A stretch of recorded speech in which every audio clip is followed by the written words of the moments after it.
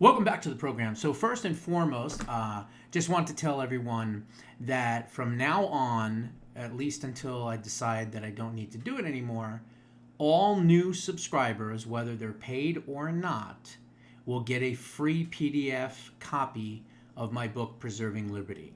The reason I'm doing that is because I believe that the strength of the book is so strong that anyone that actually takes the time to read it will become a paid subscriber. And by the way, my paid subscribership is the lowest amount that Substack even can offer. And so I'm putting it out there that, hey, I can guarantee you're going to become a full-time subscriber paid as soon as you read my book. And so that's why I'm doing it. We'll see how it goes. I'll do it for maybe 30 days, 45 days, 60 days, who knows, not sure yet. But just trying to generate some more paid subscribers. Yesterday, after I got done recording, sadly there was some news that broke, and we lost an incredible patriot, truly an incredible patriot by the name of Bernie Kerik.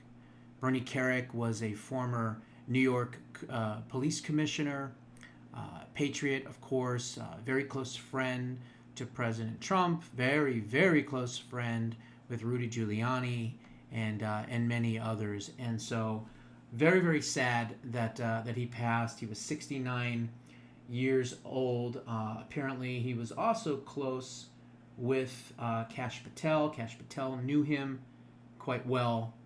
And, I can say, my condolences and prayers, but coming from Kash, I was going to just read what it says.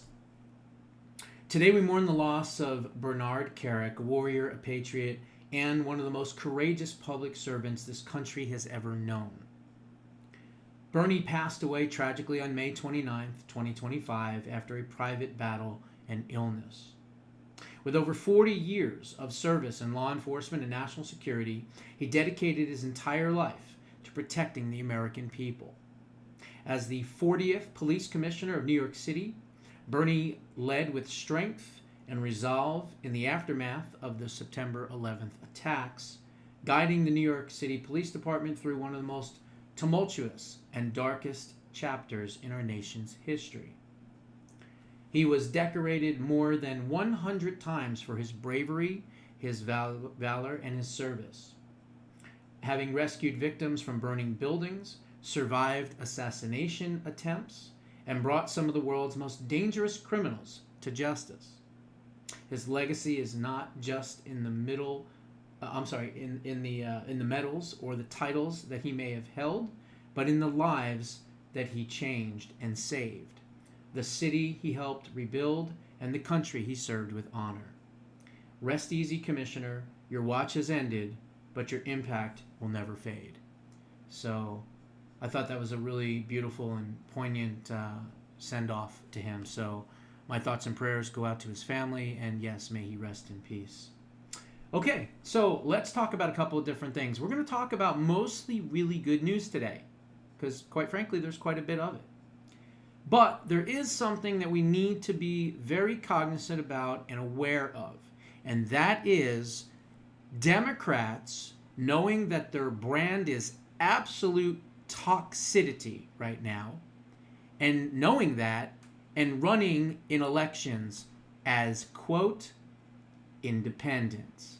They're not independents, but they know the Democrat brand is so toxic right now that many of them that are longtime Democrats are switching to be an independent, and they're running in 2026. So I just wanted to kind of briefly bring that up, because people need to understand that a lot of these people are radical extremists pretending to be independents. As these politicians and candidates come forward, I will be doing my research and a deep dive on how long they have been a registered independent, number one, and number two, their voting tendencies and policies throughout the years, and whether or not they were in state houses or local election, people or whatever they may be. I'm going to make sure that they are exposed as non-independent. So just wanted to kind of point that out. Now, let's get on to the good news. we had two very good Supreme Court decisions, okay? First, the Supreme Court reined in judges quite a bit when it comes from stopping environmental projects. For instance, pipelines or gas exploration or coal refinery or anything like that. And here's the thing, it was an 8-0 decision. For some reason, Gorsuch was not at the court, but it didn't matter because all of them agreed with this. So what happened, and I'll kind of explain it a little bit more, there's an act known as the National Environmental Policy Act. It's about a decades-long law. And what it basically did is it allowed the radical extreme environmental left the ability to file lawsuits anytime they wanted to stop a project, whether it was a pipeline, whether it was an oil reserve, whether it was an exploration dig, whatever it may have been. If they didn't want it in their neighborhood or in their area or in their state, they would just immediately make up some garbage about how it's environmentally unfriendly or it's going to affect, a rare fish that no one's ever heard about or, a deer or whatever it might be. And so it went through the courts, and some leftist courts supported the left's decision. But eventually, it was appealed to the United States Supreme Court, and the case in which it was, let's see here, 7-County Infrastructure Coalition versus Eagle County. And so basically what they did is they were trying to stop a pipeline that was being built. And so they came in, and these environmental wackos filed a lawsuit, and they used this NEPA as their basis. So what the Supreme Court did is they crushed these environmentalists, and they crushed the NEPA ruling. And what the ruling was, and I believe the majority opinion was done, believe it or not, by John G. Roberts Jr., the Chief Justice. It was Brett Kavanaugh. It was Brett Kavanaugh. And what they said was NEPA does not allow courts, under the guise of judicial review of agency compliance with NEPA, to delay or block agency projects based on the environmental effects of other projects separate from the project at hand. Now, in legal speak, it's basically saying just because you think it's going to be a cause for an environmental issue doesn't mean that you can stop a project, right? Especially one that's already in motion. And so that was Justice Brett Kavanaugh writing for the majority opinion for the court. Now, here's the other good part of this. Any future projects, for instance, the Constitution Pipeline that should be built in New York State, now NEPA and the environmental wackos can't jump in and try to stop it. So this is a huge win for oil exploration, coal refineries, all of that stuff, because it's going to help the EPA, which is now run under Lee Zeldin and actually doing a really good job. They're going to allow them to expand so that we can have more and more factories, more and more manufacturing, more coal refineries, more gas refineries, more exploration, all of that. Because now they have basically cut the knees out from underneath NEPA and the environmental wackos. So thank you, Brett Kavanaugh and the rest of the court. And that's the other part. This was an 8-0 decision. Obviously, if Gorsuch was there, this wasn't an important vote because I guess of how everyone was thinking. But it would have been 9-0. So that's a good sign, because that means that even leftists on the court actually voted in favor of this. So wanted to point that out because no one's talking about it, and it's a pretty good decision. Next decision is this one. Supreme Court issues a 7-2 ruling allowing President Trump to revoke legal status of hundreds of thousands of migrants from 4 countries. Now, if you remember, in Preserving Liberty, I talk about in the Closing the Border section I talk about TPS, right? Temporary, what is it called? It'll come to me in a second. Temporary protected status, right? I talk about it in my book, and I name Cuba, Haiti, Venezuela, and I think the other one is Nicaragua. I literally put that in there. I put all the numbers. I tell you how many individuals were coming from those areas, what states that they were allocated to, which was the majority Florida and Texas, which you can see why, because they want to turn those blue as best they can. But thankfully, with this Supreme Court decision, President Trump is allowed to get them out. So what does that mean? That means no more eating the dogs, and no more eating the cats, and no more eating the pets in Ohio and elsewhere.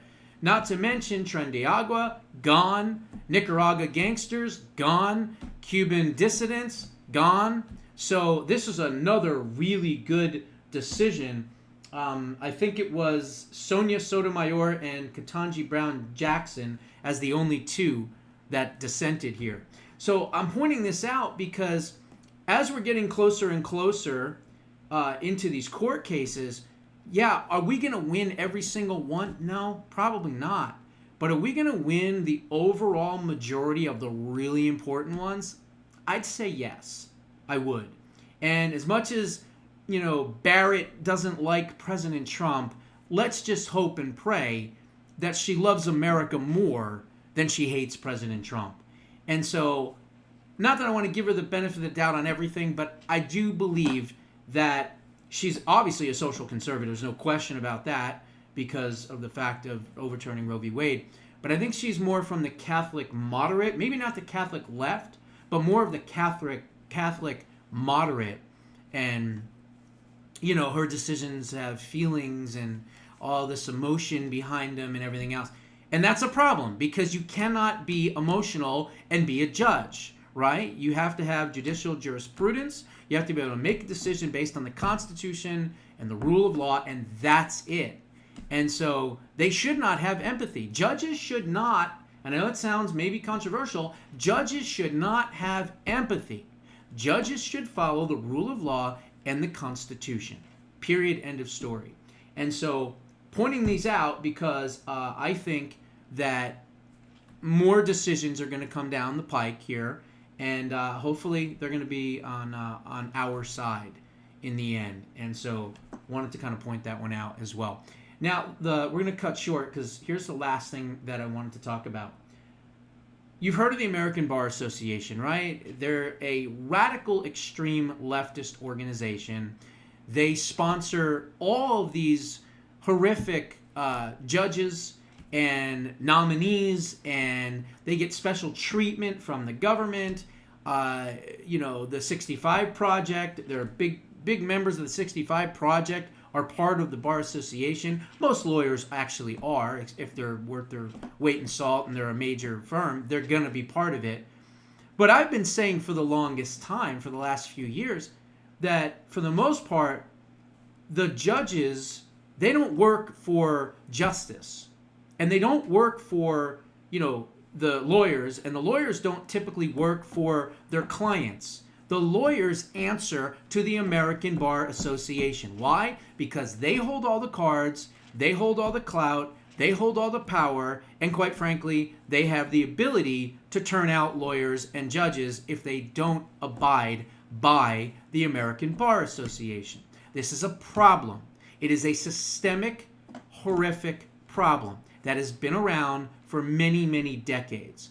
And the sad reality is that the Department of Justice gives special treatment to lawyers and judges that are members of the American Bar Association. Not anymore. Pam Bondi just dropped the American Bar Association, the largest lawyers' union in the entire country, and has ended their special treatment from the Department of Justice. This is huge.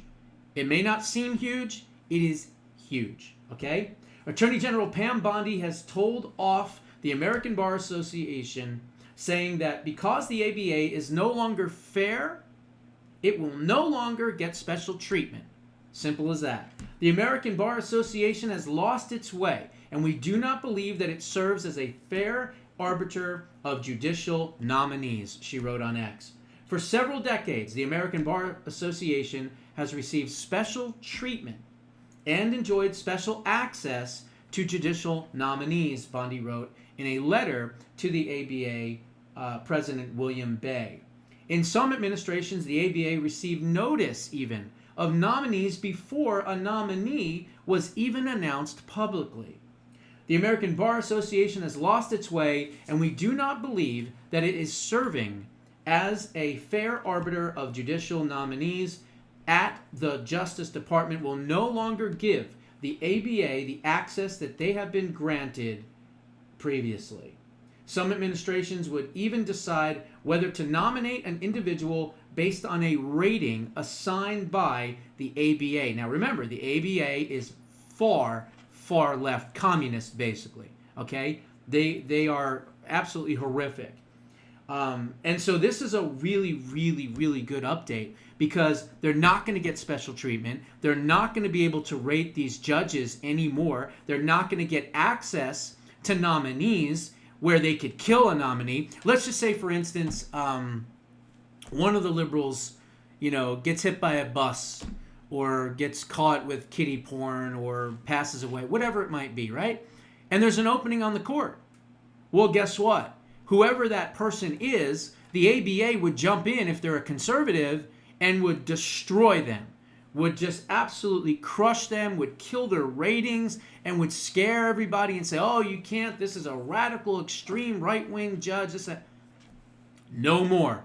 They will not have the clout anymore to do that. So great decision here from the Department of Justice. Really good decision. So anyway, short show for tonight. I hope you all enjoy your weekend. I've got some more things that I'm working on for the shows for this weekend, so stay tuned. Those are my thoughts. What are yours? Put them down in the comments below. We'll see you in the next one.